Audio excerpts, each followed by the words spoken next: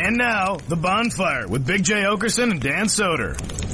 6 p.m. Eastern. It must be The Bonfire. Comedy Central Radio, Sirius XM 95. I'm Big J. Oakerson. Dan Soder's off doing his billions thing today, so we have a guest host sitting in with us, and this is a great one. I'm very excited to have him here. You know him from his show, Bennington, on it's Faction Talk now. Fraction. Yeah. XL Faction. Why am I so congested? A radio legend, one of the funniest things I've ever met. How about it for Ron Bennington joining us today? Thanks.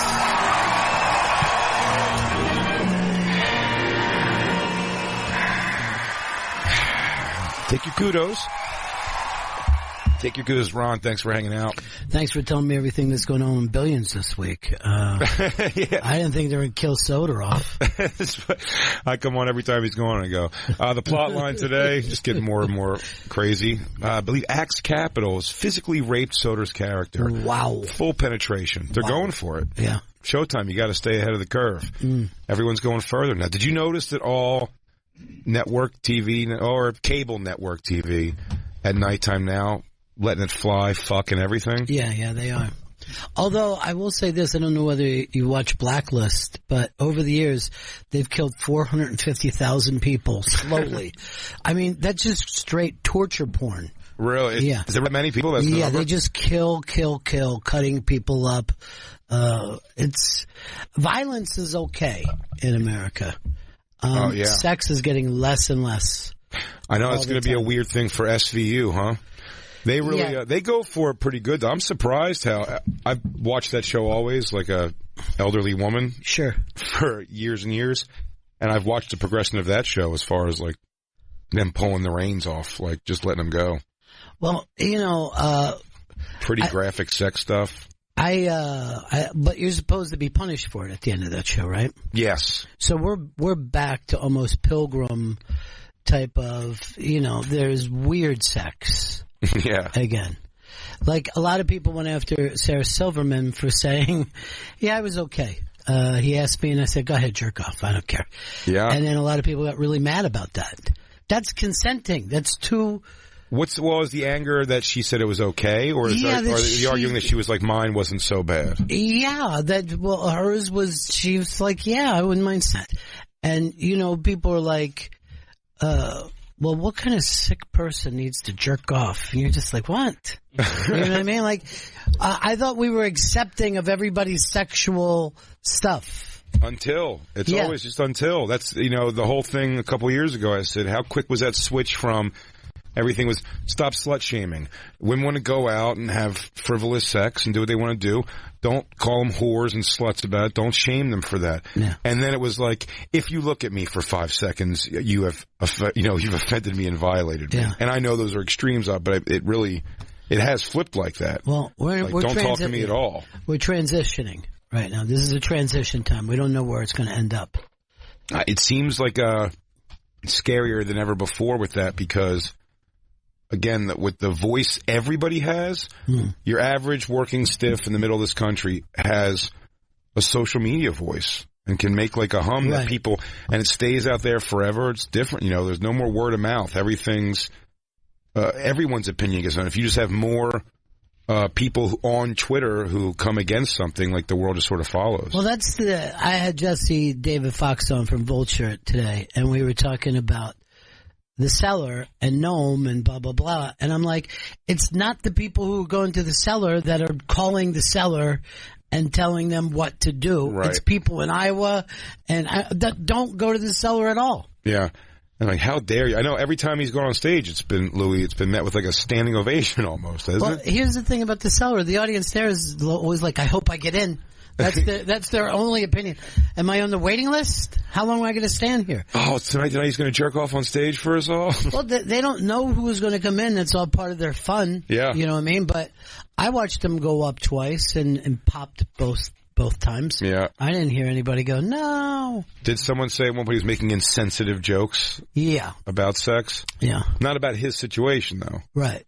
Just like in general. But insensitive isn't that what you go for? I mean, yes. No matter who it is? Sure, yeah. The word joke should be insensitive. Why am I speaking to this guy about this? Yes, insensitivity is my thing. It'd be like saying to Dr. Zeus, aren't you supposed to rhyme? Every line's supposed to rhyme with it? Yeah. That is how it works, yeah. Do you worry? Does it concern you about your act at all? Or no, because I couldn't time. Yeah. I wish I felt that way about like health and every other thing in life, but with my comedy, I could only do what I do. But again, on my career, that's happened too. On yours also, sure. You've watched that go from like, you knew who called your radio show, right? You know who came up to you after a show and said, "We're great." When you'd go to a city again, you'd see the same people, and they'd be like, "We come to see you every time." You build this rapport with people. Now, I do like the fact that through social media, I get to meet so many people who are like great fans and just sweet people I see on the road, or putting the face to the name when I see them. But like, it's also just rains down negativity. I stay off Reddit completely. Oh, do you really? Yeah. And I don't.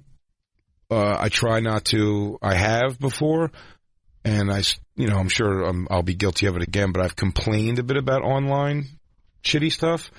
But now I just kind of roll. I just take it because people. Corey Feldman has a nice argument that we've been pretty insensitive to him throughout his that's throughout true. the past 3.5 years. So it's like I don't want to be hypocritical. We're his boogeyman of whatever that is. Like people who are kind of like putting on a national platform, re-airing and laughing at his music performances. Well, why don't we just go on as anonymous people and then complain to celebrities about what they're doing?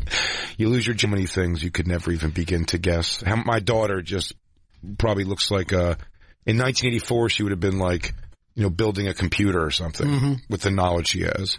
And now there's people being born or even going in the first grade that she's going to feel like are from a different world than her.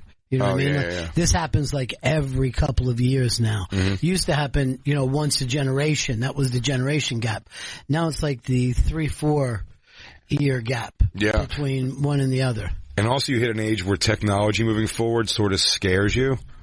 Oh, yeah, you don't want it. Like now I see if tomorrow the new thing was TVs that were just, they are in future movies, like a piece of glass almost. Yeah, and it comes up, your phone will pop up on it, and I'd be like, no, I don't want it. Yeah. It's too scary, it's too I'm going to be like Tom Cruise. I'm just moving stuff around in the air. Well, I bought something the other day, and I don't normally, but I got a Boston Dynamics attack robot dog. And it is so scary. It wouldn't let me in the house. But I feel like I don't want to be the last person with one. With that attack robot dog? Yeah, have you seen those? They're official, yeah. They made a Black Mirror episode about them, basically, and now it's a real thing. Yeah. Is that behind you? Yeah. That's my dog right there. He's fun. Hey, boy. Yeah. He eats nothing? Well, he eats children. And I just put in bone, just break bones, whatever you do. Am I crazy to think that I've watched the evolution of the technology come through television as thing that's more tangible for me in my world? Yeah. Because I have vivid memory, I almost have muscle memory of thinking about me and Mike Vecchione. My parents gave me a 50-some-inch screen television that was, the speaker was the whole bottom. Yeah. Just crazy heavy cabinet that it was in. And taking that up 3 flights of stairs and almost killing Mike Vecchione. Well, yeah, it used to take 2-3 feet behind it. Remember all the stuff that was there? And it had to. It had to be. It was like deep. Yeah. It was very, very deep. And that was like a big deal to get that TV because I think it had high def. And that was a big deal for me. And now my TV, like a 70-inch TV, I can hold myself. It's crazy. They're not even heavy anymore. It's and they're so much more powerful and yet. No one knows how to fix it. No one knows how to fix anything. You're right about that. People used to fix cars. Like, in my neighborhood, people would be at night, just have cars that neighbors would whatever. What are you working on? And I've never had anybody with a hood up now. It's, we started watching this morning, season 2, I guess, of Making a Murderer. Uh-huh. And they show the Averys. They still have the auto body company or mechanic shop. And it just shows them in there, like, just reaching in. The dad's, he's 80 years old, and he's bending something with a vice grip and trying to make something fit. They even said if he goes and retires somewhere, the son was like, I'd have to get my dad a couple of cars just to work on because he just wants to do that. And yeah, my dad might be, like, his age might be the last generation of that being a thing. I know there's individuals who have it, but I don't think my dad grew up in any kind of special way. No, he's just getting, but he also has to work on old cars, right? Yeah, he can't work on a new car. Oh, yeah, but he came, there's no way. Yeah. There's no, they hook it up to a computer and it tells you something now. It's crazy. But my dad, like I remember him going to the automotive store and buying spark plugs and trying to explain to me why dual fire, they're rated it'll burn gasoline faster because it's dual fire.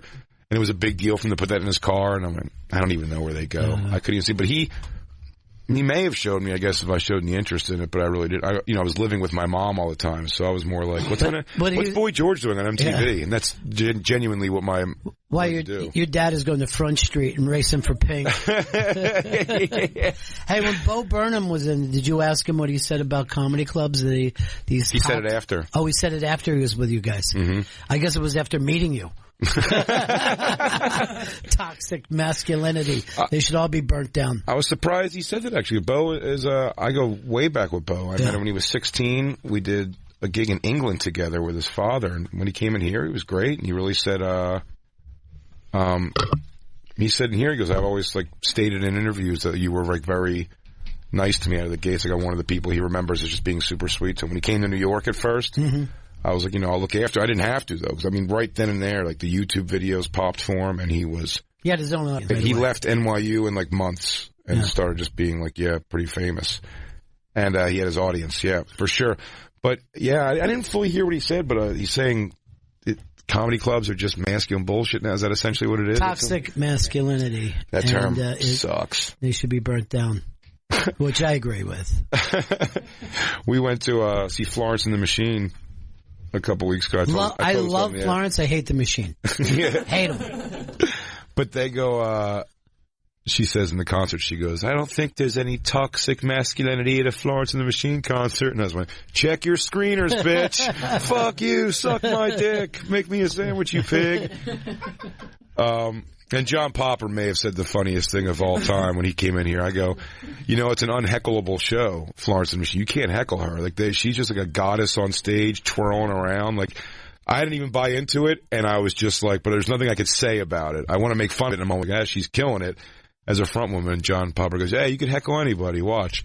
It's easy. And he goes, say something that she said on stage. And I went, oh, the microphone noise is just Angel's music. And he just goes, you're fat. Well, he's heard that plenty of times. He knows how biting that can be. Me and Christine went to see him that Friday out in Jersey. Yeah, good show. Sure. Harmonica, huh? I think he may have been hammered by the end of the show. There's a strong chance he was hammered. That don't make you a bad person. Doesn't make you a bad person No. at all. I love it. He'd bring out like an Indian lady to sing some kind of noise.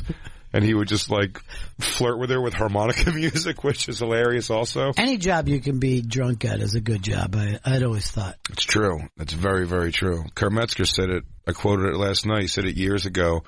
He was arguing with a girlfriend and leaving to go to... He's like, I don't have time for this. I have to go to work to go do comedy. Mm-hmm. And she goes, me smoking pot and telling dick jokes and bullshitting with your friends? And he goes, yeah, it's a great job. That's why I picked it. I can't help that you decided to become a graphic designer. And it's such a true thing. That bums me out that Bo said that, but whatever. Who cares? I think he's sort of out of the comedy club world. Sure. He would do theaters if he was going to go on tour, and he just pops into the places that are a little more off path in LA, I think, anyway. But I mean, I don't know. The toxic masculinity, the Louie thing, I'm interested in the Louie Sarah Silverman thing, because from what I heard of her on Howard was her saying that, like, it wasn't a problem because he didn't have rank on her. But also she said yes, right? Yes. Isn't that the thing, that you have sex with people that want to have sex with you? That tends to be more the thing. Yeah. But she's, I've known Louie forever. I'm not making an excuse for him, so please don't take that this way. We're peers. We're equals. When we were kids, he asked if he could masturbate in front of me. Sometimes I go, fuck yeah, I want to see that. So, yeah. Well, his accuser came out and said, like, I was here too that day. That's a different thing. Mm-hmm. But his accuser saying I was his peer too, then exactly, that's what I'm saying. It's the argument that she's making. It's a consent argument, is that he didn't specifically ask them if he could do it. He started doing it, and by them not saying no, he took as a yes. but they never actually said, yes, jerk off in front of me. They just didn't leave the situation. I don't know what happened, but I don't want to make assumptions, but the idea of it just being all eye contact conversation when you're jerking off in front of somebody, and she's making a face like, I don't know, and he's like, Well, they were laughing at him, and I think he's into the humiliation. That's a guess. I think that's part of the kink. How old are his kids, man, that they got to hear this shit? That sucks. His daughters are people are probably walking up to his daughters at school making like jerk off motions and going through all that with them. So I mean, it sucks for the family. They were doing that just based on some of the shows he was producing. They had to do this so they could thin the herd of some shows. Louie, too prolific, bro. Yeah. Too prolific. Yeah, I mean, it's just, here's the thing about Sarah. She just gave her opinion and everybody got mad. Yeah. It wasn't like she's saying, look, everybody, this is the defining way for everybody to think. You know? Well, she's saying her opinion. She's saying that in her thing. But I almost feel like, again, to the point, is that sometimes she'd go, fuck yeah, I want to see that. Sometimes she'd say, fucking no, gross, and we got pizza. Very mixed signals there from time to time. One time saying emphatically, fuck yeah, to going like, no, gross, is a real, like, that'll throw you for a loop. Women, am I right, guys? You know what I mean? Women. I think if Kavanaugh can be a Supreme Court judge, Louie CK can do comedy. There we go. I mean, really, that should be the case, huh? I mean, talking about somebody doing jokes in a nightclub. They took everything from him. He definitely had consequence from his actions. Well, so then he came back. Silverman's comments drew a sharp response from Rebecca Corey. What was the response? Can I see that? To be real clear, CK had nothing to offer me as I was his equal on the set the day he decided to sexually harass me. He took away a day I worked years for and still has no remorse. He's a predator who victimized women for decades and lied about. Now, didn't he did express remorse, I believe, didn't he? Yeah, in his apology. I mean, he talks about being admired a lot in his apology, which people didn't like, but he did, you know. But that's, I don't know, but isn't Sarah Silverman's reaction, though, sort of... I feel like she can come out and have the same complaint as Rebecca Corey or any of the people accusing Louie. He just chose to handle it almost in a way that Christine has kind of said before, too. Not even that you go for it or not, but just sort of like where's your thing of just being like, yeah, no, I'm into this, and walking away and... Everybody's different. Having the world move forward. Well, that's also, true. She has a very successful career. So a lot of this is them, the accusers kind of feel like the incident affected their careers negatively, whereas Sarah Silverman has this, amazing, glorious career herself. But you can't really... But here's the thing, too. Why can't people just talk about it? And maybe through that talking, you might hear something new that makes you go, oh, okay. But we're at a point right now that no one's even allowed to talk. You're not allowed to talk at all. Yeah, the lack of discussion is pretty gross about the whole thing. And everything goes right to rape and right to assault, and then you have men get defensive, and there's no common ground on where I'm like, I feel like we need to renegotiate the way men and women behave with each other, and we need to talk to each other to figure that out. I have plenty of great men in my life that have probably all done some fucked up shit to girls, and I've done fucked up shit in my life, too. No kidding.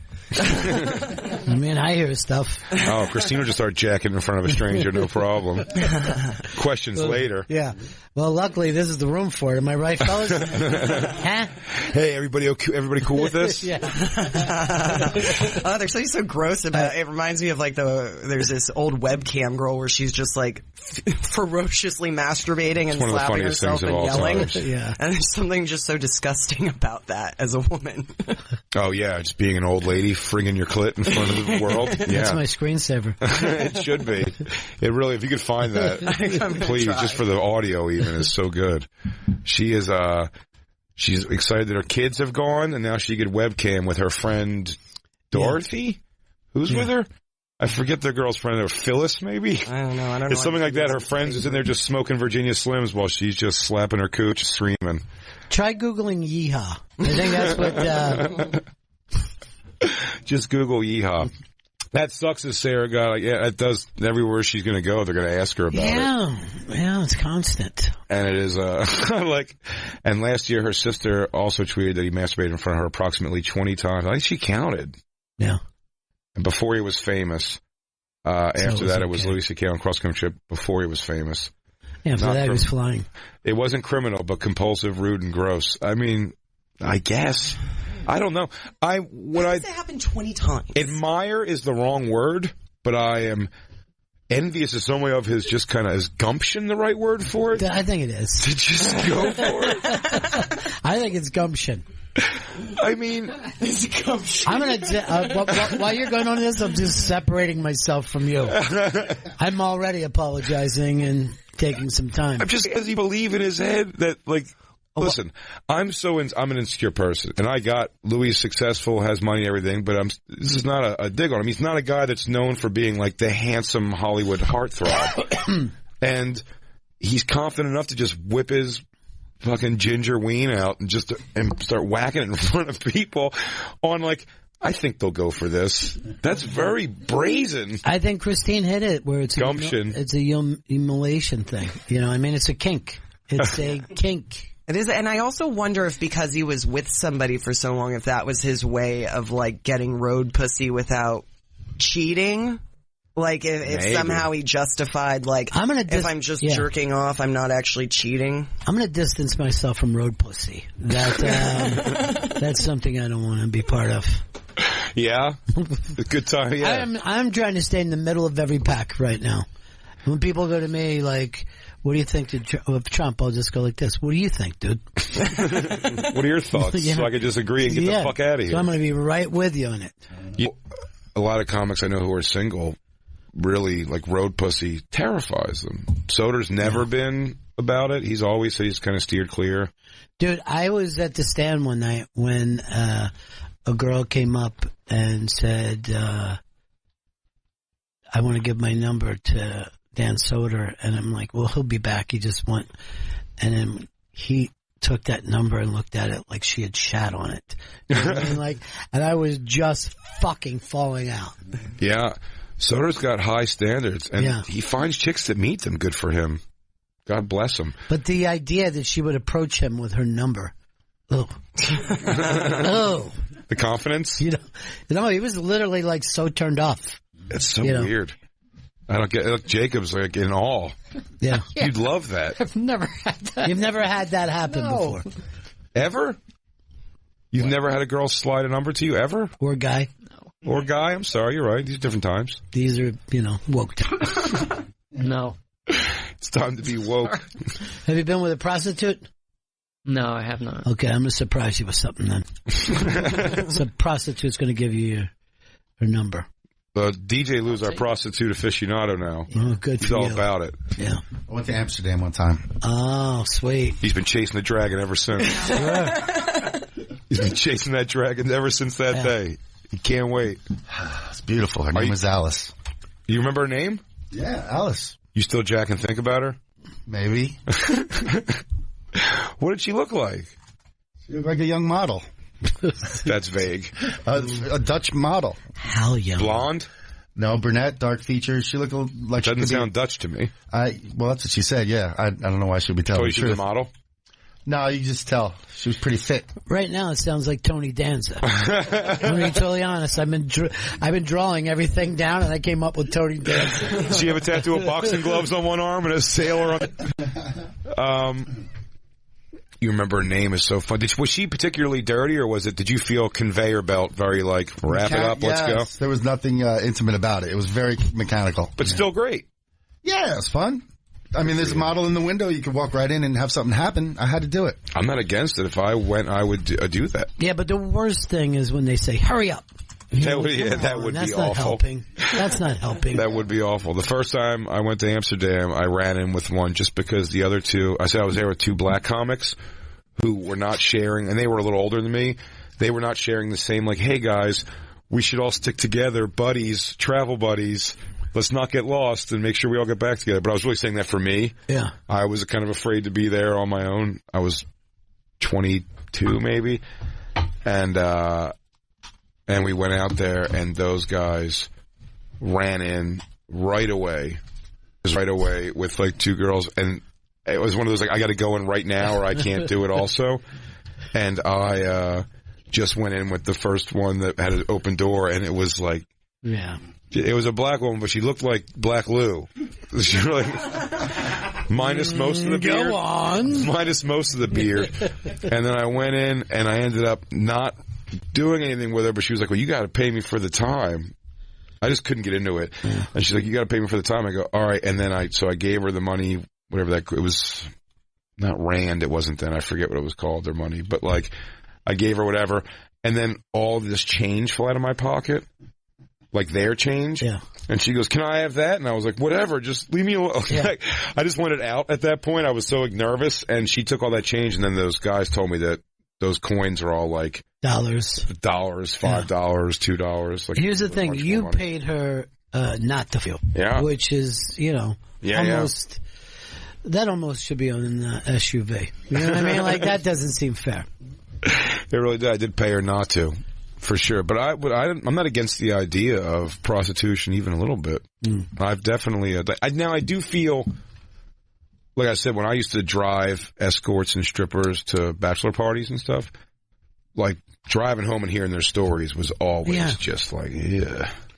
But you know what else is awful is when you got to carry block for a living. You know what I mean? Like, there's a lot of horrible things you can do with your body, and I've come home with jobs that I've fucking hurt. You know what I mean? Like, physically hurt. I'm like, what the fuck? Maybe blowing somebody might be a little easier.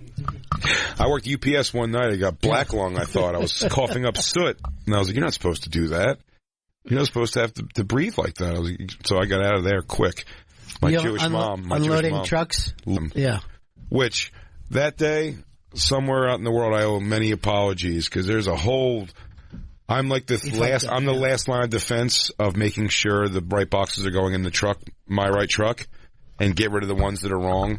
And just by numbers, there's going to be a lot wrong. And I never looked at that whole night. No zip codes on my thing. It was like 100 without exaggerating, 25, 30 zip codes. And you had to look at every box and make sure it was one of those. And I said, no way. And then the boxes were coming in and falling off the sides. I felt pressure. Yeah, sure. And then I was sweating and breathing heavy, covered in black just from all those boxes. And then went home, snot rocketed 2 black, horrible things. And then my mom's so easy to play on that. She just went, my baby doesn't have to go back and work like that there. I'm like, thanks, Mom.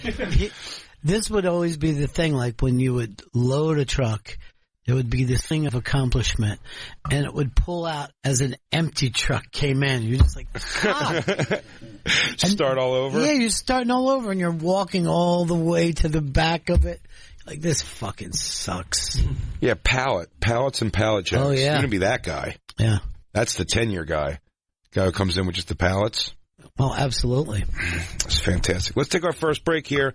We're hanging out with Ron Bennington all day. We have Shane Gillis coming in about a half hour to join the show, too. It's going to be a very Philly day here.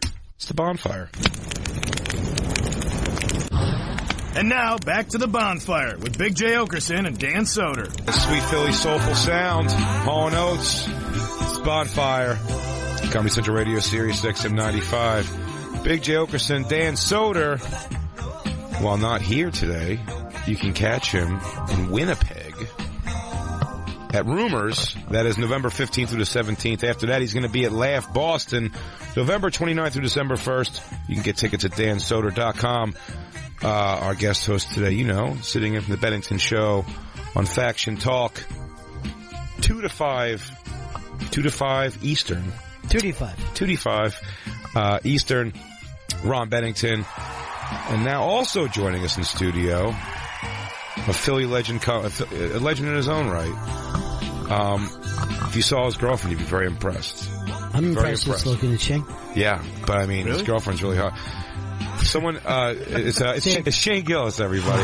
Show favorite Shane Gillis. What up? By the way, Shane was conceived to this song. His parents were listening to this song. I can't go for that? Yeah. It's very possible. Although Shane's Sheets Nation, he's not Wawa. It's actually the ND fight song. Yeah. I can't go for that. Yeah, look at that. They show his girlfriend. Hey, by the way, It's a bad picture of her, too. Is it? Yeah. I think it's a good picture. I said Shane's girlfriend has an amazing body to Louis J. Gomez, he conveys that back to Shane like, I heard her face is whatever, but her body's great. I'm like, that's not what was said at all, Louis. With Dick. Who's Louis fighting with now? Oh, no one. He's done. I think he's out of the fight game now. Okay. We got to get him in anger management. I think he's looking into it. Well, it's hard when you're on steroids to keep level. Yeah. Coke fueled, we found out, for a year. Good for him. Yeah. Good for him. Yeah, you know. Living life to the fullest. Yeah. He's been going for it. Yeah. Worked out for Jim Morrison, didn't it? You know where somebody might have a drinking problem? Like, I said something, I was like, and you were drunk that night, which made, and he goes, what do you keep bringing up the drinking? Is it a problem, you think? And I'm like, you know. I don't know. Well, you tried maintaining your alcohol when you're all coked up. It's hard. You know what I mean? You can't tell how much you drank. Yeah. Because you're really up and you're excited and you're just doing shots. Well, I don't see Louis ever, like, day drinking or anything at all, but I mean, like, he was definitely zipped up the night of that fight, for sure. He was, yeah. I don't know any of the details. What started? I'll give you a brief overview. Is that Kurt and Louis had a bad argument, 6 months ago at the Brea Comedy Club in L.A. But it was really actually over Louis being upset that Kurt's always respectful to him. Can't really argue that very much on broadcast, particularly, and like in comedy club situations, he feels. And Kurt is a weirdo who did a weird thing, and Louis severely overreacted to Kurt's weird thing. Kurt lit him to get him off stage with his phone. That's what kind of started the whole thing. And Louis is just like, you know, that's the last straw, and I'm saying something about it, and it got way overheated. Went on for months and months, but, you know, they're not near each other. It went on for a couple days, and then no catch-up at all. And then all of a sudden, we found ourselves back out in L.A., and they had a bad interaction. Louis kind of like, I guess, he took it as snubbed him and didn't, you know, acknowledge him when he walked by Kurt. And Kurt blew up, and then Louis blew up, and then we had Kurt on the show, and figuring my stupid thought was, oh, these guys are buddies. Ultimately, like, we can get them sitting, make funny together, and something will come. You know what I mean? It'll squash. But instead, what happened behind you happened. Is Louis goes to throw. I think we're past that now, right? No. Yeah, we are. We're definitely past the glass throw. Yeah, we're definitely past it. Yeah, it's before I get up. No, because you get up to block it. Yeah, so he throws it before I get up. Watch these skills, dude. Ronnie B, I'm an NBA center. Look, nope. Whoa, that was nice. That was very, very exciting. Saved everybody except my hair, face, and most of my shirt. Was that an actual glass or plastic? Plastic. Oh, thank God, plastic. By the way, Kurt leaned forward to half get up, but did not get up. He's like, Uncle JJ got this. He's actually sitting down. No, we were busting his balls just to go. Look how easy it was to push it back, though. Really effortless. That's right. I came to exact revenge. The equalizer, they call me. I'll tell you this, you don't want to stand in front of a Coke rage. They just keep planting the seeds that Louis is a raging Coke problem. It's a cup. He can't wind up, so he does kind of throw it like a sissy. Okay, let's take another look at this. You can't throw it back. Okay. Well, yes, sir, you can't cock back because you'll lose the fluid. Yeah. So you have to, that's right, you do kind of have to like weirdly just lift it up in the air. You gotta push it like a girl throws.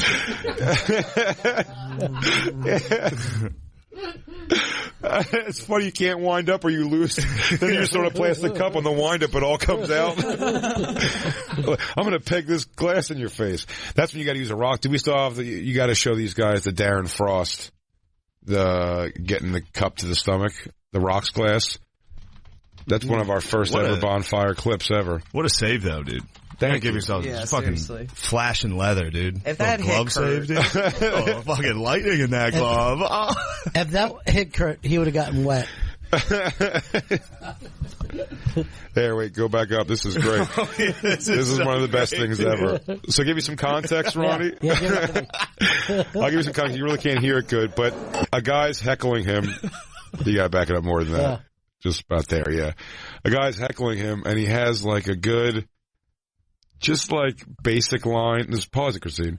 A good basic line, because you want to hear the sounds are important here.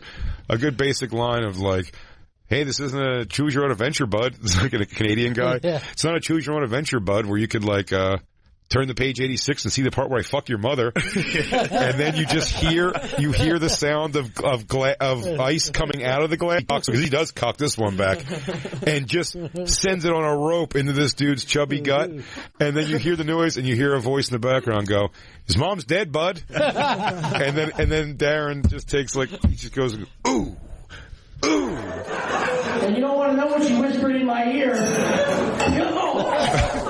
His mother's dead, bud. His mother's dead, bud.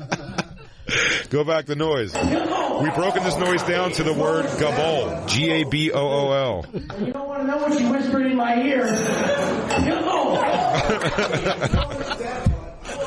His mom's dead, bud. Gabol. That's a fucking great show.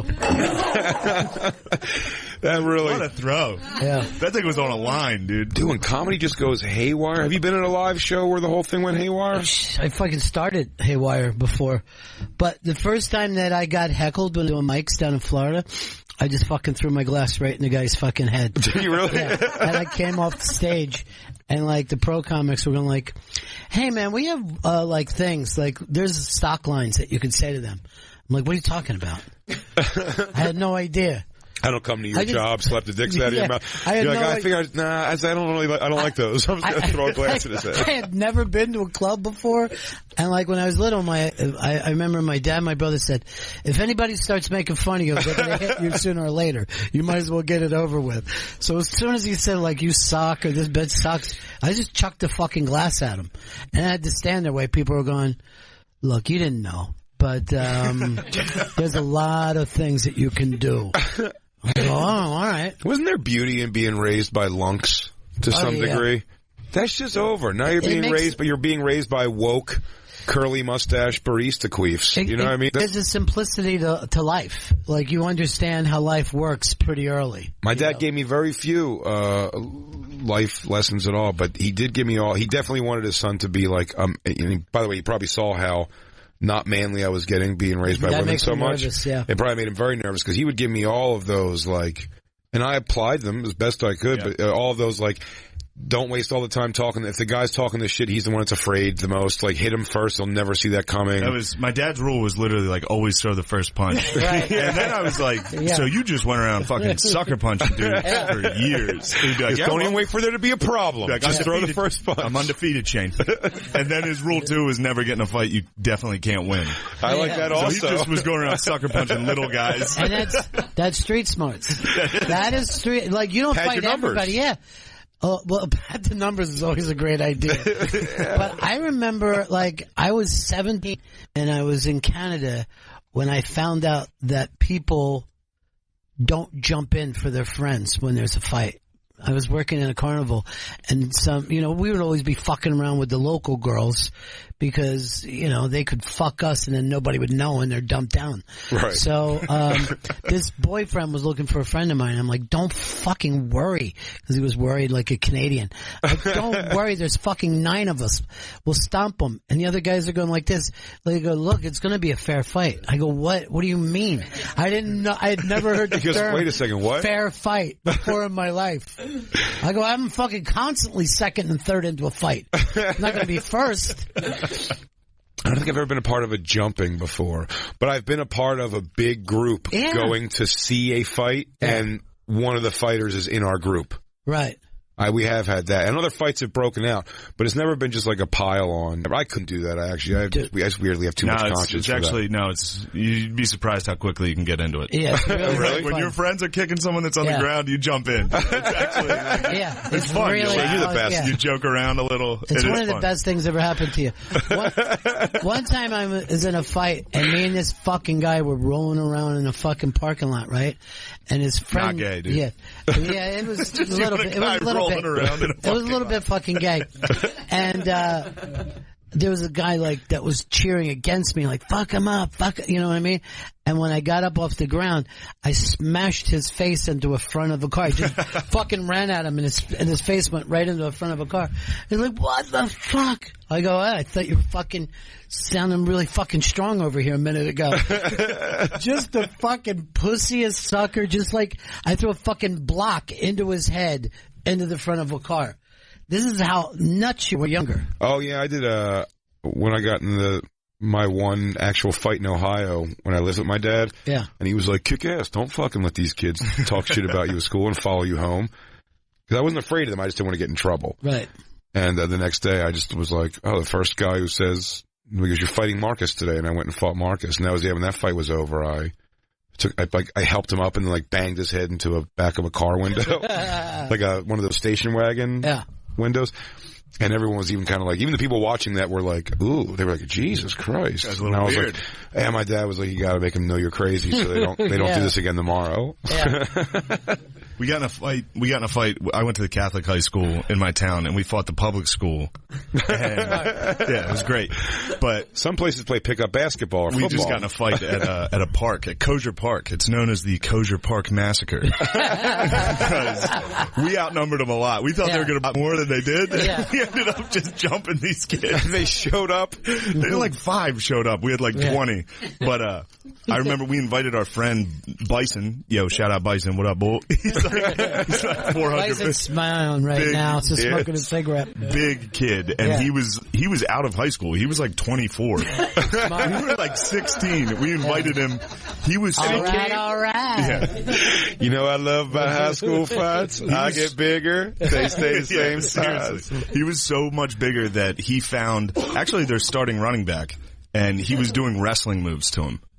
In this fight, he gave him a fucking lion tamer. Really? He gave him a lion tamer, and the kid was crying while he was giving him a lion tamer. It was crazy. Crying and begging for help when someone's got their hands clasped under your chin, lifting you up.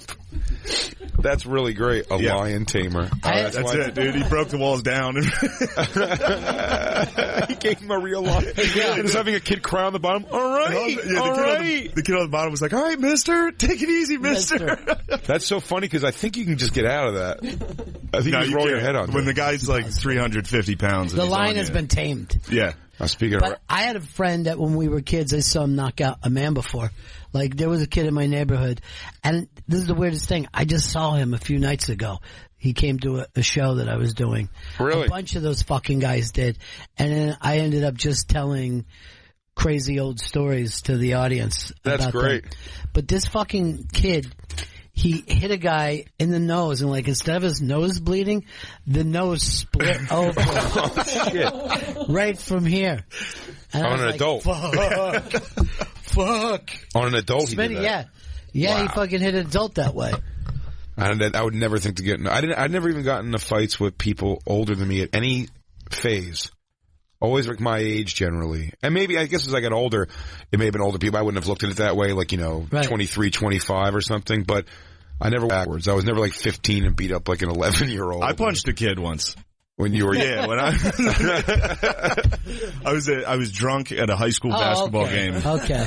And my friends' little brothers were in like 6th or 7th grade, and they're like, "Hey, this kid's picking on us." And I fucking punched this kid in the stomach like, as hard as I could.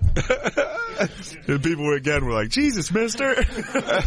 You're like, "No, he picked on that kid though." You know what? It's Kosher Park Massacre too. Hell yeah. This time it's age. This time it's personal.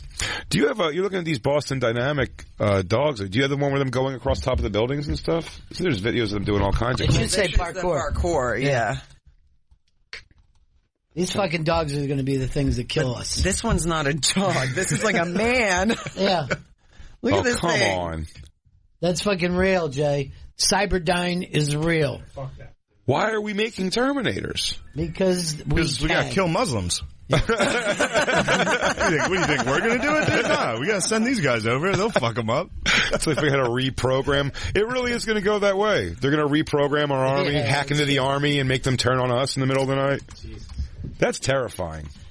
Now, what would you rather do? Have this come in or fuck a robot? I'll be honest with you, though. I'll be honest. If a person was pulling off that, though, you'd be like, all right. You make it run a little fruity. It's amazing what it can do, but, like, that's pretty crazy. That's doing box jumps, dude. This is like an average CrossFit. But it's... All right, never mind. Oh, shit. Just did a backflip. I will tell you this. Lifts 10 pounds? Like 2 years ago, they had these big packs on them, and a guy had to run. So this is how far we've come in 2 years. Another 4 years, and fuck it, they're going to be drilling right through that wall, and we're going to be dead people. Oh man, we're going to be a bunch of copper tucks. They're going to use our fucking brains for energy. We've talked very often. That's so weird. Yeah, they try to do the Running Man. We've talked very often about it. If the apocalypse happens while we're at work, who we team up. We figured out. Shade 45. Shade 45 in an instant. That's not even a question, dude. Yeah. And Godfrey, don't forget. Godfrey a fighter, though? I don't know, but he looks the part. He's adorable, though. I mean, he's pretty. Yeah, he's very gorgeous. Yeah. His body's fantastic. I'm blown away by this. How have we not gotten better fuck robots, though? How have we not? Oh, they're out there. No, they're out there. They're not very good, though, still, I don't think. I think men are pretty content with whatever it is. You know what I mean? The real doll? Yeah. I don't think so. I think real dolls, if you can make a thing box jump and then backflip off the box, it should be able to ride my dick. I'm just happy enough with a dildo in the ass. You know what I mean? I don't think if you're anything like me, that's plenty. Ron, you're so old school. Yeah. I hate to get you hip to what's going on in the world. It's a crank, too. It's a crank dildo. Because I don't really want a battery in there. Put on some phonograph music. I could have sworn I heard somewhere they had like brothels for them. Yeah, I do. Yeah, right? Yeah, and there's a new... What a shitty way to just talk while she's sitting. Man. Like fucking dead girls, though. Could you imagine, could you imagine your mother have to see you in a documentary about you loving your robot girl? Or she just found it in your closet. Falls out. And then you're praying to God it's a robot? Yeah, not a body. First thing you're excited it's just a robot, and then you're worried about it being a robot. But is this guy in love? That's a good robot, though. Eyes open. The doll? Yeah, it's but it's like the Country Bears... You know what's banjo band, the Chuck E. Cheese doll. What are you talking about? That's a good robot, dude. Yes, I love that robot. What's that robot's name? I wish someone would just take a picture without telling him. I wish someone would take a picture of Jacob's face without telling him right then and there, because he was looking at that doll like, how many thousands away am I from owning that? Would you fuck that, Jacob? She's pretty hot. She's pretty hot. That's not the way. That's not the answer. You wouldn't fuck it? You wouldn't give it a whirl? The stigma. The stigma. I'd bang the old scientist. Yeah. Good job making her, guy. I want the hands to touch me that built that thing. Honestly, though, Jacob, you do. That would be the one. You do talk like a guy who would fuck a robot. You did call it she. Not it. Yeah.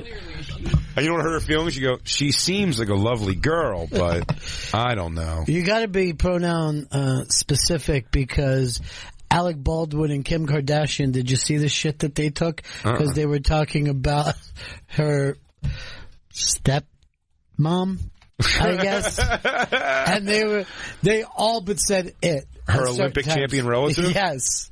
They were using the dead name, which is bad. You're not allowed to say Bruce at any point. And they also would say he instead of she. And it was just fucking hilarious. Well, the girls, Kylie and Kendall, just still call him dad. Or call her dad. Mm-hmm. So it is a weird dynamic, because they refer to her as her, but she's bitches. my dad. Stop calling me that, you bitches. She is the only woman to ever win the decathlon for men, and was amazing when she did it. You ever see that heavy dong flapping in his shorts too when he was younger? I mean, that was a long surgery. Yeah, he hit a dong? It was a wasted dick. Oh yeah, it was serious a wasted piece. Dick. Real wasted. I had no idea. Yeah. I know. Look at all those. I think Boston Dynamics was behind that. I think they made Caitlyn Jenner. They should have. Do you have him doing the, Christine, bring a picture of Bruce Jenner doing jerking off. Jerking off, please. Jerking off in front of Sarah Silverman. Have I had my stories crossed? Bring up him jumping the high jump. Yeah. Bruce Jenner doing the high jump. You see his dick is knocking around. Really? Yeah, thicky. You sure it's not his clit? Well, it is now. I mean, if your dick is knocking around while you're competing in a sport, I can't your believe dick it. is your I dick can't is believe massive. That's what I'm saying. 'cause that's the old jock days. Everybody, Yeah. you didn't do anything without a jock. Well, those are some short shorts. I mean, those are girly shorts. No, you got to get the video of him doing the high jump. I can't even see his dick knocking. There it is. Okay. Yeah, look, it's drawing all that material down. Look at all those wrinkles in the top of the material where his dick just pushes down on it. His dick's making pleats in his shorts. It's crazy. My dick would be sticking just a little straight out. Me too. Yeah, but It'd be very embarrassing. My nuts would almost be swallowing it, possibly. Here's the thing, though. Your dick always looks bigger in panties. So we don't know. We don't know what he's wearing under there, Shane. That's fair enough. He might be letting it loose. Or get the video of him doing the high jump. I want to see this thing flapping. Is it? Damn. Yeah. No, that's him just I running. didn't know he was competing against white guys. Oh, yeah. Oh, all right. It's a decathlon. Okay.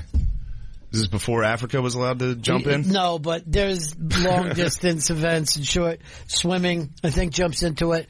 I mean, there's ways of Quarterbacking, fox hunting. White people circumvented. There's, Fox hunting. There's long math. Long division. Pepsi challenges. Dude, I'm so uneducated. I said long math. You have to correct it. Long math. You know, the I extra needed you to hard. come and pick it up and run it into the end zone for me. Is this it? I mean, no. Look at those nuts. It's his, when he does the jump, the high jump. Keep looking for it. It's not It's okay. isolated. We'll take our break. You'll find it on the break. We're going to take our second hanging out. Ron Bennington, Shane Gillis. We'll be right back. It's the Bonfire. And now, back to the Bonfire with Big J. Oakerson and Dan Soder. It's getting sticky in here. Bonfire, Comedy Central Radio, Sirius XM 95. Big J. Oakerson, co-host today. Ron Bennington from The Bennington Show, Faction Talk. Weekdays, 2 to 5 Eastern. And, of course, from the Compound Media Show. I know it's a fair one. Come on. Doesn't matter. Shane Gillis, everybody. Shane Gillis, who we all love here. Shane, you came in with a video you sent to Christine. You were saying, Oh, this sensual song got you thinking about it. dude, love TKO. Love's in the air. Yeah, that's what Ray Rice did. Hey, what up? Is this Fred Savage? This is some kid that I guess he made this to send to some girl from school. Is he straight? Is he trans? Or anything we should know before we make fun of this? I think he seems pretty gay, but he really loves this girl. Is it a unisex name? Are you sure it's a girl? Like a Terry or like something like that? He loves baby girl, dude. Oh, baby girl. That's a girl then, for sure. Hi, baby girl. Everything's okay, I promise. I forgive you. Oh, this is like Jewish summer camp love. Everything's gonna be okay. I love you. I love you so much. Christine, can you put this up next to the Best of the Doors album cover, please? On every beach of every planet of every galaxy of the universe. I need you in my life.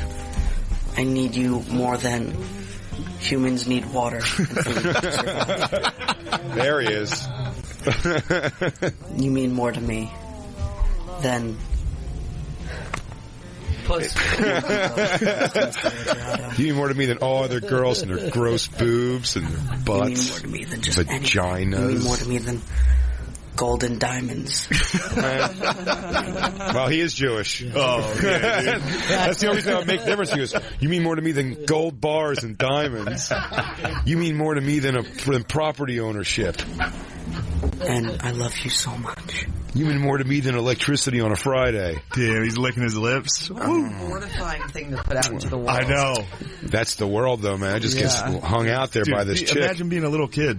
With the internet your whole life, dude, I would have posted the fucking lamest shit on earth. You want to grab every kid and just be like, you don't have intense emotions yet. You don't even know what they are. Your body's just changing and you don't know how you feel. You don't love any girl yet. You know what, though? I swear to God, in first grade, I was so in love, and when we broke up, it was as bad as the divorce. I mean, I was fucking crushed. Right, but it doesn't have to be. The second grade must have been rough. Yeah, it was because I'd seen her with another guy. Tough year, dude. You weren't shaving enough for second grade. You came in just like, I don't care. Fuck this Denise is dating and Petey from. That's the thing. You don't have to see your ex fucking wife being pushed up against the locker and grinded on by the kid who eats paste. Yeah, is a gym class just letting balls hit him, just head down, just like, what's it even matter, dude? Fuck it. He gets him out. Ronnie, wake up out there. He goes, I'm sorry, coach. I don't know. I guess my head's just not in it. Hit that ball off that tee. I don't know, coach. Just I listen. The girl things I had when I was younger, and I didn't even have. I had like girlfriends here and there, or a girl we'd be dating, it would be called, but I never had any kind of long term thing until I was, I guess, 17 or so, 18. When I was young, it was like you dated a girl for a week or a couple days, and then she'd go on to somebody else. Those kind of things, but those were intense to me. And I couldn't wait to go to my dad's house and lie about all the ass I was getting and all the chicks who dug me and how serious we were. I broke up with a girl when I was in 8th grade, and it was so bad that my dad and my brother checked on me. You know what I mean? The two people who busted my balls every day. And all of a sudden, I'm just hearing, how you doing, pal? Hey, champ. You want to get some ice cream or anything? And I'm like, oh, fuck. I must really look bad. You know what? That's fucked up, because I just went through a pretty serious breakup. I was with a girl for 5 years, and then when my dad picked me up, he picked me up from the train station in Harrisburg, and we were driving home, and he could tell, like, I was fucking sad. Yeah. And it was the first time I'd been home since she and I broke up, and we were driving, and there was a black dude on the side of the road doing the, like, sign thing. You know what I mean? Like, flipping, not gang signs. the listener can't see what I'm doing. Like, flipping the like signs for, like, over Sears your car wash, or some shit. Yeah. And they were like, I was like, what the fuck's he so happy about? And my dad was like, hey, he probably got my girlfriend's number. He said that, and I spazzed out. Like, this was like 4 months ago. You got angry. I was like, you fucking loser. You didn't do shit with your life. Immediately. And he was like, you can't hurt my feelings. Go ahead, try it. We just got like a real fight. He vented all of his issues with you? Yeah.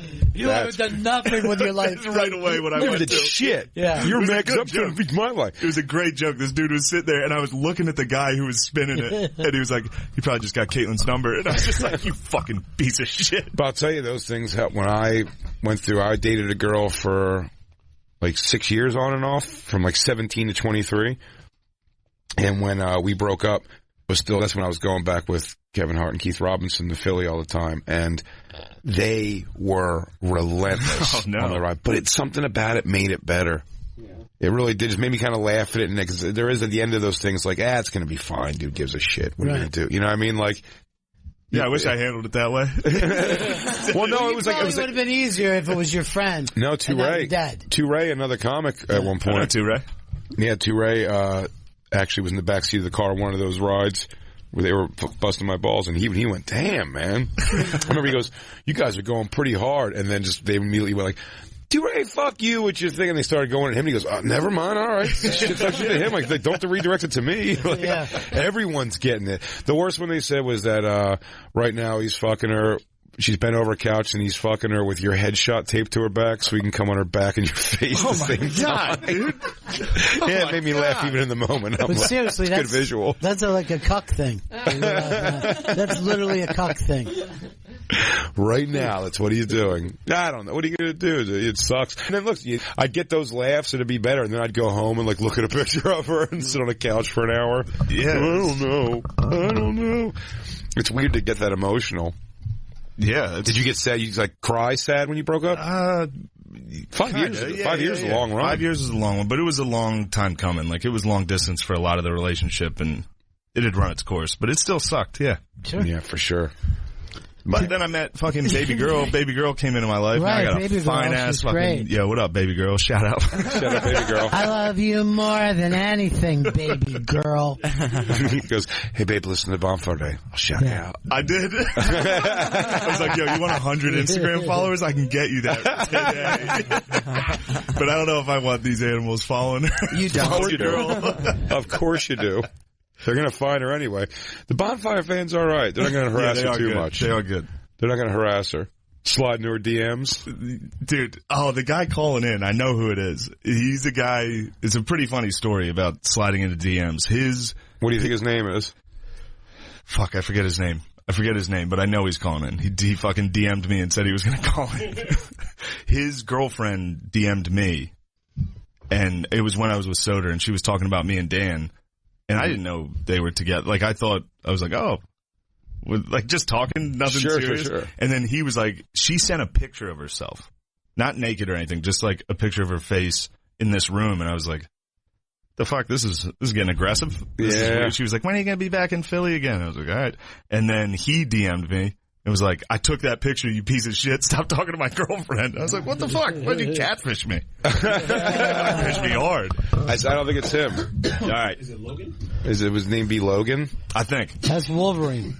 I think. He said he was smoking a bong right now, eating Wawa and ready for this. And he's calling to yell at you? I don't know. I hope not. It's not a good look. Is he still mad? I know. I think he was like, hell yeah, dude. He's excited about it. Yeah. So he's not mad at all. Ask if Logan's that person. He's going to just say yes no matter what. Yeah, it is. It's Logan. It is? Yes. Oh, it is Logan. Should we take the call? Yeah, let's go for it. Logan, you're on the Bonfire, buddy. With Ron Bennington and that philandering piece of shit Shane Gillis. It was all Soder, dude. It was all Soder. I would never do that. Soder's that guy. Yo, you got it wrong, yo. She sent you a picture. It wasn't me. She said that, because I made a joke that, because you followed her, I made a joke that you only followed because she's got pussy or whatever. Yeah. Great joke. Me. Yeah, I did not follow you, and I followed a hot girl that DM'd me. Yes. I've done that, dude. Shane, I've done that a lot of times. And Christina, I'd tell Christina, I look at the very few girls who follow me on social media, and I click them. If it's a good-looking girl and have to request friendship to see her thing, I just do it. I just go, I'll follow. That's just how I pick my follows. Yeah. I go, I'm curious what this girl is. There's a hot chick that follows me or whatever. And then sometimes you just do that and not the boyfriend, and the boyfriend's one's a big fan, and you get like a DM or just a message in general. It's like, my boyfriend's the biggest fan. Can we meet you when we come? You're like, yep. And then you're like, what's that? His Instagram name? So you follow him too, I guess? Yeah.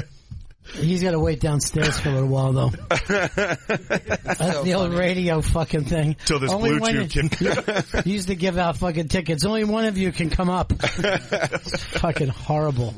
Are you still with that girl, Logan? Yeah. We're still together, but she basically showed me it, and I was like, oh, this gives me a chance to fuck with Shane. So I was like, I'll message him and be like, yo, bro, what the fuck are you doing? And I knew he was with Soder, so I'd fuck with Soder too, and it just ended up being real funny. Well, it worked. It did work. Yeah. As soon as you DM me, I was like, oh shit, dude, oh shit. What have I done? And now you got my girlfriend as a side piece, so, you worked out. I did that similar move. Nothing that it was just like my mom's friend's daughter. I moved away from home a long time ago, and she, I guess, followed me on some social media. It may have been as long back ago as where it was just Facebook or something. But not that I wrote anything but it was flirty enough, and I just didn't know who it was. I'm like, oh, cute girl, and I wrote some flirty message to it. And it was like, ew, it's like it's like, you used to babysit me, you weirdo. I go, I know, I'm just fucking around. It's so funny looking at who you're following. It really just is old chicks. Yeah. Well, and then, Dyson chicks. Don't forget, how about Chandler, what's his name? Taylor Chandler? Whatever the Tyson? No, what's the girl who... She's intersexed, hooked up with Michael Phelps. Yeah, that's still a girl. Oh, is it? That's not what she says. Yeah, Ginger Banks, porn stars. Mike Bisbin, that's enough man for 4 women. You got Lou. Yeah, DJ Lou. You don't handle your own social media at all, Ron? Oh, no. Just zero interest at all. Yeah, I had zero.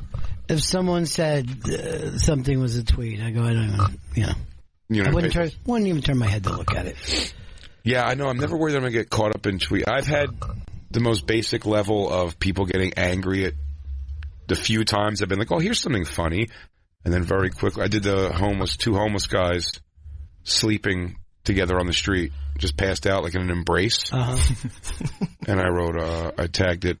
I took a picture of her from like distance. And I put homo-less-sexuals or home-less-o-sexuals, which I thought was hilarious. That is great. Wasn't 4 comments down before. It's just like, way to punch down, dude. You think these guys don't have it bad? I'm like, oh man. I'm like, never mind. Like, I don't know. I go on Twitter as my handle is Chris Stanley's balls, and I just say, you know, racial and homophobic things with a big picture of Chris Stanley. That is the problem. The problem is I treat Twitter like an elbow nudge comment to a friend that I'm saying to 50,000 people or whatever. Well, how many friends do we know that got fired by something they said on Twitter? Roseanne. Yeah. Roseanne got the Twitter. Roseanne's our friend. Anthony, yeah. You said you watched The Connors. Yes. The reboot of it. That was a harsh... So fucking great. I mean, I literally was laughing so hard that they took a beloved character and have her OD on fucking oxys. You know, because it's ripped from the headlines. Yeah. I was hoping that she would be going to the Turkish embassy. And, just to get mowed down? Yeah. Somebody bonesawed her. Wait, that's how they killed Roseanne? Rosie got mowed down. She OD'd? She OD'd and they were finding her fucking oxys all over the house. Yeah. Oh my God. That's what they did? Yeah. And like, I knew she liked pills, but that much. Yeah. And that was it. With just unceremonious. Just, by the way, she died from pills. Everyone's processing that, making sort of jokes every 3 minutes. You get the feeling that John Goodman is going to end up with the girl that she got the pills from. Because she's a Mary Steenburgen? Yeah, she's famous. That's so true. You see, they had a little moment together where, you know, they met cute. You know, because he put up a sign, she killed my wife. Oh, yeah. We're fucking nuts in this country. We're out of our minds. Wait, John Goodman's going to fall in love with the dealer that killed his wife? Well, it's not a dealer. She just had pills and traded them. Just said, like, you know, all of us housewives sort of like trade our pills. And just, you know, if I need anxiety medicine, someone gives me that. She needed pain medicine, so I gave it to her. I gave her mine. They got the fucking epidemic in this country wrong. It's not fucking housewives. Sitcoms. It's like fucking poor people. Right. Oh, that's my. Oh, yeah. Getting crushed by this. They're like, the housewives are bored. Taking oxys. This is the fucking big change for me. When I was younger, every junkie was cool. You know what I mean? Every junkie had fucking cool. Now some guy's just fucking ODing in a Walmart in some truck listening to fucking Kid Rock records. You know what I mean? Like, what happened to our Miles Davis? Oh, like the fucking creators? Junkie? Yes. Just fucking, like Lou Reed was a junkie. No, the creators now are, at 24 years old, they're doing wheatgrass shots and have a personal trainer for 3 hours a day. It's not, there's no more... They've taken the cool out of the grunge of life at all. You know what I mean? All rock, there's no more that level like grimy rock and roll. There's still heavy metal and stuff, but where's like the Guns N' Roses vibe of a new band? Dude, Philly is a fucking war zone with that shit. Baby girl lives in Kensington. Mm-hmm. It's a fucking Kensington, really? Walking Dead up there, dude. It's crazy. Really? It's heroin. All people. Everybody's always saying blues in the neighborhood. Kensington. The fucking white people. Yeah. But wasn't Kensington always a white ghetto? Yeah. It was like, I think fucking Schubert is from there. It'll just give you the vibe you're looking for. The fucking weird thing is there has been like a white slide for the last like 25, 30 years. And I really think it began with Jeff Foxworthy making it okay to be a redneck. Before that, no one ever said they were a redneck. They were like, oh, my cousin's a redneck. Or my neighbor's a redneck. Now people are like, I'm a redneck. I mean, that's kind of my whole fucking shtick, but You're urban redneck? Yeah. But, yeah. And Larry the Cable Guy, who was living as a character. Yes. In Nebraska. Yeah, not Dan Whitney, who wears khaki pants. And I love those old videos of him doing comedy, not as Larry the Cable Guy. Yeah, it's Dan Whitney. Yeah, and just having to, like, figure that out. I like old Larry the Cable Guy videos and new Pablo Francisco's. Oh, boy. Did you watch the one of him falling off the stage? Oh, yeah. That's one of the best videos I've ever seen. It really is, it's sad, man. I don't know him, so it was pretty great for me. That's a coke problem. Is that Dan Whitney right there? Go in the... Is that him? Mm-hmm. That's him there? That's so funny. Beth came out of her room all frustrated, going, "Golly, what a bitch!" Something Angel and Beth walks, by the way. So weird. But Dice did the same. Dice was the same exact thing, though, wasn't it? It was one of his characters, and he just kind of steered into that one. Well, that's when Dice went from Jewish to Italian. Did you see Dice in this movie? Stars Born? Yeah. I didn't see Stars Born. I heard he's the best part. I will say this about Stars Born. He loves her. I don't think she loves him. I yelled it out in the fucking theater. I go, I don't think this woman loves him back. You're not feeling it? She used him. To get ahead? Yeah. Because I went there, I wanted to have a good cry and head home. Full frontal nudity, though. From a distance. Lady Gaga, yeah, but still. From a distance. Nice. Whole deal. Yeah, whole deal. Yeah, cooch and all. But, nothing bald and legs closed. So whatever. She was going like this, I'd fuck me. It was the same pit. She is she could be gorgeous or almost like horror movie with no makeup. Yeah, but she has a around her ass than I ever gave her credit for. Did she have a good ass? Yeah, and she could sing her ass off. Super talented. No one's ever going to say she can't sing. Well, Bradley Cooper's now got a hit on his, like a musical hit. He sang a song with her that's it's like a country record. Oh, is it? Making is it moving there? Yeah. Good. I'm just stuck on the fact she went bald for a full frontal. Yeah. Wow, a lot of people don't do that. I know a lot of people bush it up. But then sometimes, a lot of guys won't. By the way, I love the bush in a scene. Problem I have is now learning that it's usually that's how they get them to agree to it by putting a fake big patch of pussy hair over you. That's how that girl was beautiful. What's the Olivia Newton-John did it in Greece. A lot of people don't know there's some deleted scenes. Stud. Tell me about it, stud. Now, the gherkin. Merkin. Gherkin's a small pickle. Oh, yeah, that's a small pickle, which I'll... The gumption on this guy to use that. Jewish girls will put a gherkin there. Jewish girls like a gherkin. Nice corned beef. Yeah. Yeah, the merkin, the puss wig, for sure. Yeah. And a lot of times they'll put that on. The girl, though, it was in vinyl. She's very famous, and she did full nudity. She looked great. Olivia Wilde. Her thing was she said she couldn't grow the hair fast enough. You know what I mean? Like, they got this scene, and they said, we need you to have a 1973 bush. And she said, well, you're going to have to wait 4 or 5 months. You know? Wow. And she's so hot, she doesn't even grow thick, thatchy pussy hair. Mm. She has to really let it come in. It's great, though. What a great scene. Good for her. That's when they said to her, okay, well, then we're going to have a guy piss all over you then. We got to have something that moves the needle. She goes, she's a little narrow for my taste. I'm trying to make my girlfriend feel pretty. She's a little narrow for my taste, if I'm being honest. She's a little too educated for me. Yeah, you know what I mean? Like this. Too much grammar. Yeah, I don't like a girl with that. Look at those eyes. She's probably good at long math. Yeah. Probably walks around, guys hitting on her all day. Who wants a chick who guys are hitting on constantly? I don't want that. I thought I might want that until I have that, and I don't like it. Sort of sucks, yeah? Yeah, it sucks ass. Yeah, bring your chick and people are looking at your chick? Yeah. Just be ready to fight at the drop of a hat. I make Christine walk around in a t-shirt and just panties. People better look at her. You better look at her. Make her feel good. Make her walk around apologizing to everybody for what an idiot she acted like earlier. Now go tell everyone you're sorry for being such a dumb girl. Let's take our last break, and we'll come back and take this thing all the way to the end.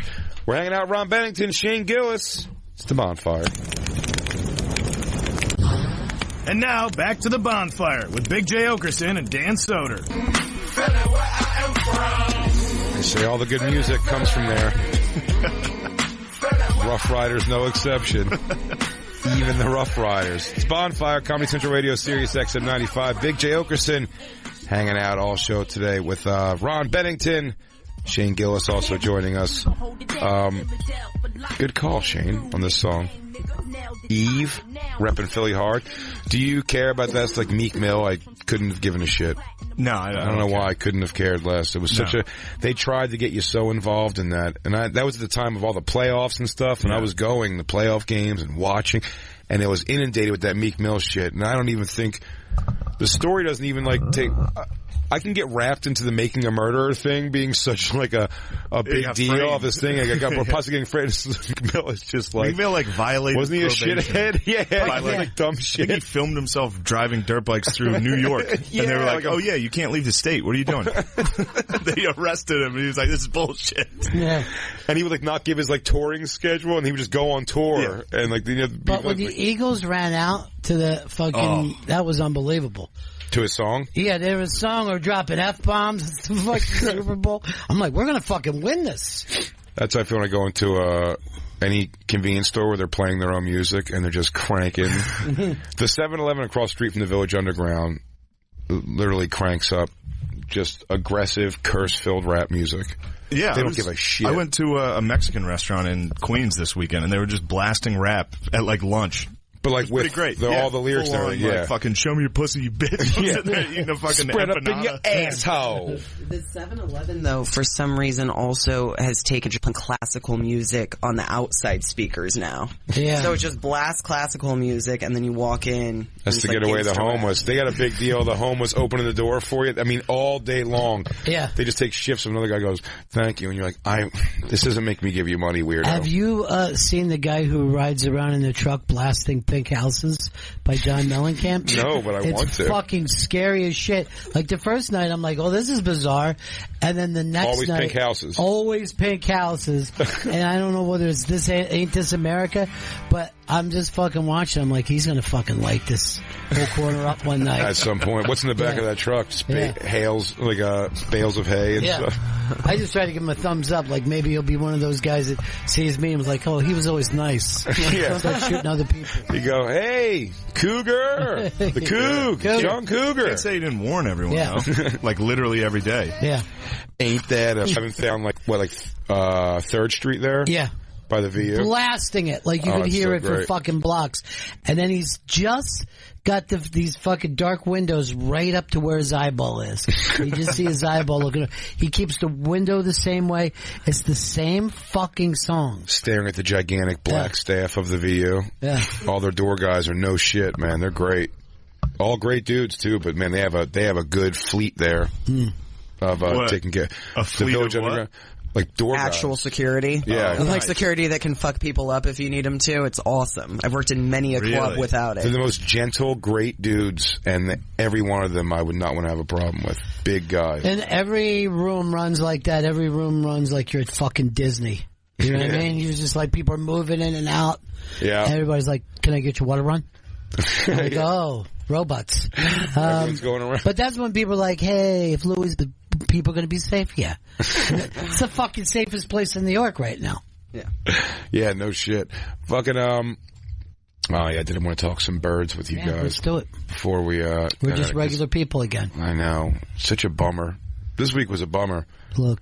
Christine took a nap actively and looked at the score in the 4th quarter and said, "I'm pretty tired. If I can conk out, how's this going to go?" Thanks for jinxing us. And I just, It was watched later. It already happened, to be fair. No, Christine's I thought the mush. about that. It was not live. Christine's a mush.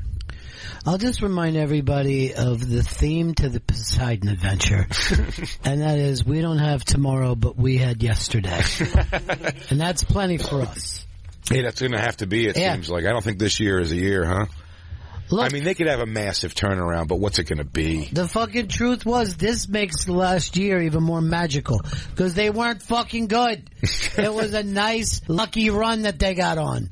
Thank God Wentz got fucking injured. And I could open it all up for us. Because he's never going to win shit. What? What are you doing? He's done. I guess you really are a Philly guy. Yeah. Let me tell you something, Shane. Part of the job is staying healthy. Thank God he got hurt. Yeah. So Foles came in like a fucking magic man. What do you think the problem is here, man? I thought it was the cornerbacks. Then the cornerbacks played great. Then the line blew. Then the cornerbacks came back to play and started playing shitty again. It's a hangover. They won the Super Bowl. They think it's, that happens a lot. Yeah. Well, look, Minnesota is not having a great year. Jacksonville. Only the Patriots do it every fucking year. Only the Patriots keep it together every year. Even they got white 2 losses, though. They got white guys. Yeah. A lot of white guys fucking get to work, run north-south, lower your shoulder, play good white football. That's what we're about. I don't think there's anyone past the quarterback. What, the Patriots? Yeah. They got a pretty who was that made it even more infuriating this week. The Eagles lost to drawing a blank on everything. Jaguars? Yeah. The Panthers. Yeah. Watching a white running back just do it to you the whole game makes me furious. Yeah. I'm like, come on. You see him beating people around a corner? Like, what? There was this guy an anomaly? How do I not know who that is? I feel like I would have heard more about him. He did this to Notre Dame at Stanford, too. I've been getting crushed by this white running back for years. Years. A white speed back? That never happens. Yeah. Never. It's pretty great. Point guards, centers, foreign European guys can be power forwards, offensive linemen. If you did a racist... That's where I want my white guys at. If you did a racist fantasy draft, Christian McCaffrey's the #1 pick every year.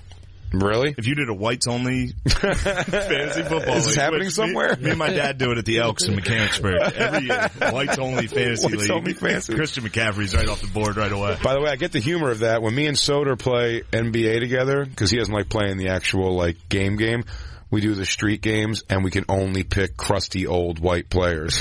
It is the slowest video game you've ever seen. They don't make one white guy fast. Kurt Rambis, telegraphs every move he makes. Absolutely. The Eagles have a odd amount of white players. Samoans are the ones really coming in. They're a scary bunch. I was surprised to see on the ticker the other day that Manti Te'o still plays. That's my man, dude. You love him? I love Manti. Why? Because I love Notre Dame.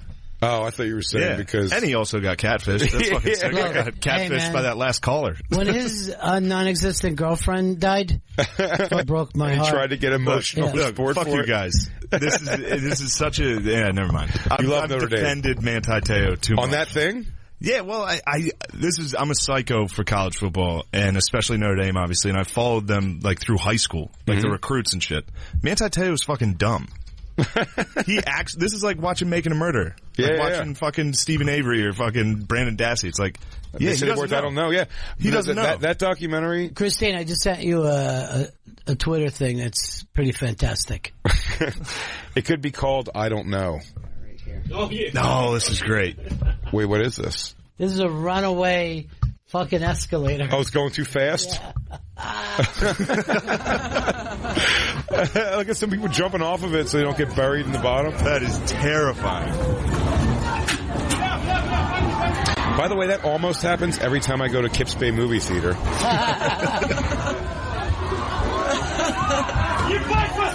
I like Kips Bay because I like listening to another movie while I watch mine. Just hearing the rumbling. Can you put 34 theaters in one place, please? And also make every escalator take 7 minutes? Somebody posted this and was like, I guess Mitch Hedberg was wrong about escalators. A broken escalator isn't stairs. It's a fucking rocket launch to your doom. That's not the only thing Mitch was wrong about, but... Yeah, he also goes, is this gangrene not from heroin in my feet? Yeah. This gangrene's okay, isn't it? I'm probably fine. I don't need a doctor for this, do I? Manti Te'o was just dumb from day one, you're saying? Yeah, I believe he actually got catfished. I think he wasn't faking. Now, of course, I started to not like him because he did start to act out for the cameras that season. After his fake girlfriend died, and he did pretend to be a little emotional about it, but he was trying to win a Heisman Trophy. Has he gotten a girlfriend since? I'm sure he has, dude. Yeah. The two hard to defend loves eating pussy. So he says. Yeah. I love eating pussy. Manti Te'o loves eating pussy. We're both fucking drowning in it. Yeah. All right? Me and fucking Manti Te'o. But I think the two people you can't take seriously on a football field is Manti Te'o and... Incognito, was he the one that was getting picked on? Oh, yeah. No, Incognito was a bully. No, the one that got picked on, how do you go to practice the next day? He goes, no, it's fine now. I'll play. I just wanted that guy gone because he was not cool to me. It seems like a weird thing to say at a football practice. He made me go out and party. Imagine how much of a bully you have to be to bully another NFL player. Incognito. I don't think it's how much of a bully he was. I think it's how much of a not prepared for this situation that kid was. I think Markelle Fultz is going through the same thing. He never looks happy when you see him playing. He never looks excited. I know we're killing Ryan. He did so much radio today. He's like, Markelle Fultz, fantastic. Right. I think Markelle Fultz and the Sixers are going through the same thing. He doesn't look happy to be playing in the NBA. Something happened to him. It looks like a nightmare every night when he has to go out there. And by the way, the crowd, I love Philly, doesn't give a shit. The announcers start saying it at this point now, too. Every time he touches the ball, they just start going nuts and yelling, shoot, and he just cranks up garbage. And they go, oh. And then the announcer's like, maybe if he just hustles a bunch, I don't know. Like, they don't know what to say. Do you think something happened to him when he was a kid? You think it's something, but Louie CK jerked off in front of him. He's the next victim. Is there no lengths Louie CK will go? I think he's going to, instead they're playing now tonight, I'm going to go home and watch it. I don't think he might not have it. I hope he does. You're not going to watch the World Series? No, I don't care about baseball at all. I can't. The Phillies did it to me when I was after '93 World Series. Oh, that was painful. They didn't make the playoffs for 13 years. I think I'm right about that. 13, and I can't. Because I'm a person. If I watch 82 if I can. Yeah. I'll say with about 10 games I watch on recaps online just for time alone. I'm just not going to get to it before I'll find out what the score is. But about 70 some odd games I watch of the Sixers a year. I watch 16 unless they're out of the playoffs and I have something else I have to do. I watch every Eagles game. So it's like with baseball, I'll want to watch. It'll consume so much of my time for a sport that I just find boring now. I have a friend, Jared, who's a Yankee. Yeah, what up, Dupes? Dupes. Shout out, Jared Dupes. What up, boy? Dupes. He was in the Kosher Park Massacre. He was fucking people up. Jared Dupes, what up, boy? He watches the Yankees. He watches every single game. So every game. Literally, your friendship goes on hiatus because they play every other day. He watches every single game. He won't DVR and do something? Go out. He literally will not go out. Oh, see, also watching it live, a lot of the reason I can watch every game, especially a basketball, is I DVR most of them. So I'll watch the game tonight, no commercials. I'll watch like a Yankees-Blue Jays doubleheader. Just sit through it. The reason why I won't do that, like fucking tape a game, is I feel like an idiot if I'm cheering and the game's over and we lost. You know what I mean? I can't. I mean, like, that to me is the most foolish thing a person could do. And Nick DiPaolo told me that he hasn't watched a fucking game live since VCRs. That's how far back. Wow. And really? I'll text him. Go. Do you have this on? You watching this? Yeah, I can't. You watch only live. Yeah. You're live where you won't do it? Live where I don't do it. No. Oh wow, I like watching it on DVR. Same way. Same way. Live or you won't do it. Live. There's too many. I look at my phone too much. People talk to me too much. Well, you only get that feeling 16 times a year. Right, but this is you don't deserve that feeling if it's already happened. That's insane.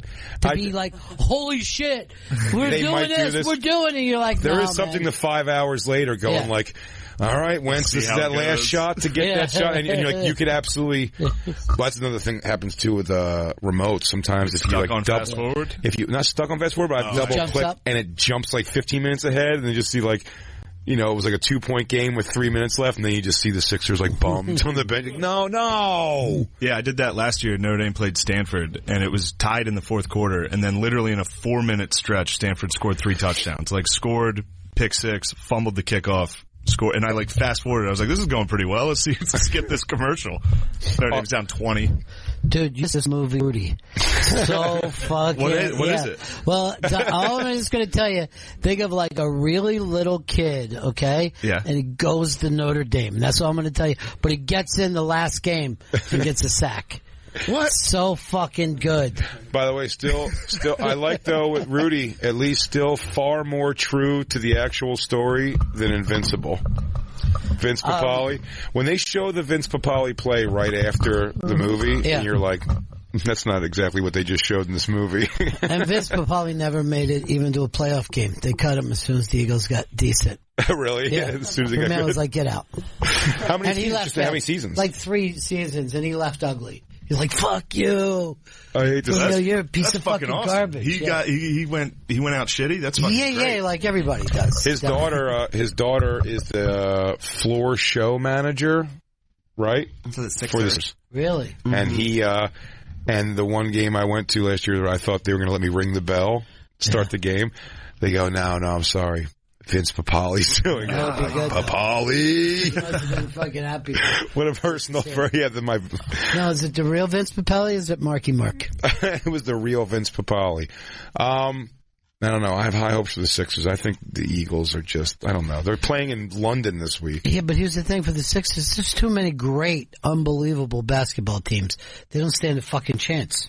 The Sixers? Yeah. No, I don't like your negativity, Ron. No, I'm just being honest with you, dude. I'm fucking trying to protect your heart. But they're a great team, too. No, they're not. They got a couple of guys. They're good. They're cool. Yeah, they're better than they were. They're a fun video game team. Oh, yeah, they're great there. When I use them, they're undefeated. You don't think they're a really good team? I think they're good, yeah. But you don't think they win a championship? They're not Boston. They're never going to come close to Boston this year. Yeah, Boston's pretty great. Boston's not even going to come close to like Golden State. Well, yeah, everybody in the West is better. Yeah. Than You think the Lakers are really that much better with LeBron now? Don't they kind of suck right now? Yeah, they do suck, but they're still better than Philly. They'll pick it up, yeah. Yeah. In a series, I would take the Lakers. Yeah. Well, all you got to do is instigate these guys now to get into a knockdown drag out. True. I tried to watch they had like the slow-mo, it was like the JFK films on like the spit coming out of his mouth. Rondo spit on him. You think you see that? I saw him. He definitely spit on him. And that's exactly what Chris Paul is saying that to him. Don't fucking spit on me. But do you think it's spit or spittle? Yeah, that's what I thought. I thought it was like talk spit. Thank you. I agree with that. I think it came from the back. What were they like? A gleat. A cleat. Gleating, yeah. Gleating. Okay, I think he Watch gleated in his fucking face. He also definitely says, Christine, don't why this? Why for YouTube Premium? It's not on YouTube. Yes, it is on YouTube. Take a look at that 2018 Nissan, huh? What a Nissan. Christine, you son of a bitch. Why are we watching commercials when I pay for YouTube Premium? You get to have Cobra Kai, ad-free, uninterrupted YouTube. Here we go. Watch. Spit. Look at Chris Paul's, don't you fucking spit on me, dude. All right, touched his face. Don't you ever spit on me. And then he gets punched in the face, which is probably worse than spit. Yeah. Here he goes, all right, I'll just punch you instead. He said he's spitting on me? Read his lips right before he gets punched in the face, too. He says, hey, man, is that Kim Kardashian in the front row?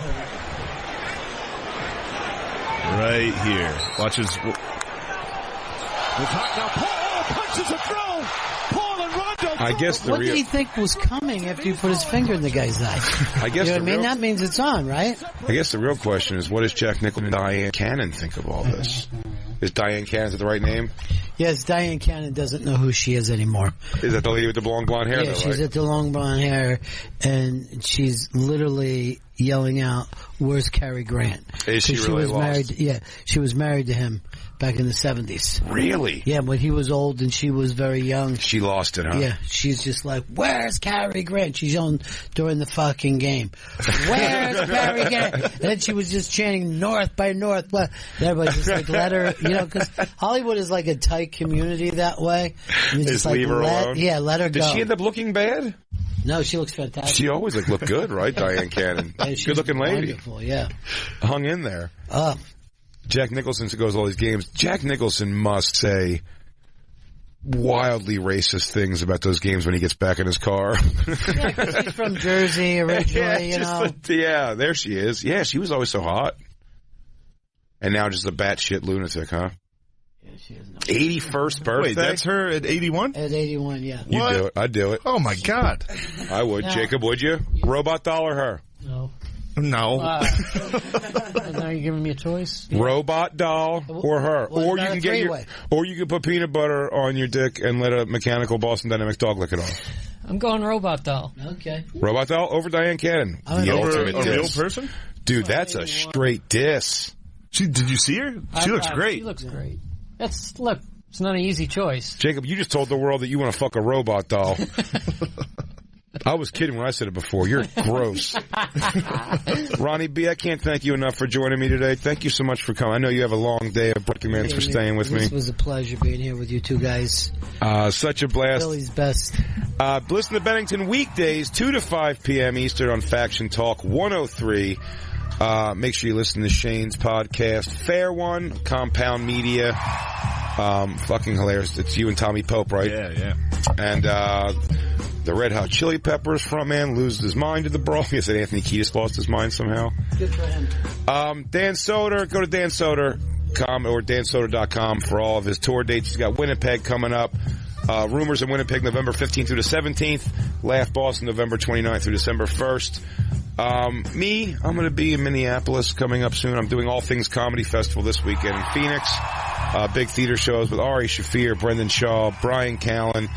It's going to be a blast out there. I'm doing Goddamn Comedy Jam out there. I'm doing a What's Your Fucking Deal crowdwork show, so please come check it out. And then Minneapolis, the 1st to the 3rd. Also, set your DVRs. Get a Netflix subscription. Don't be a bum.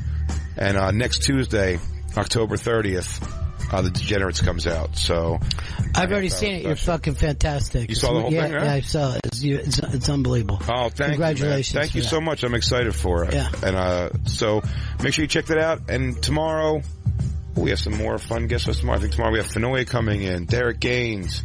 Who else is coming? Who? Derek and Monroe are coming in. Oh, Monroe Martin, Derek. It's almost another Philly show until you get to Fenoy. And then Fenoy is going to come in and Connecticut the whole fucking thing up. We'll catch you guys tomorrow. And then Lost Tapes will have Dan back. So we will see you tomorrow. Crackle, crackle.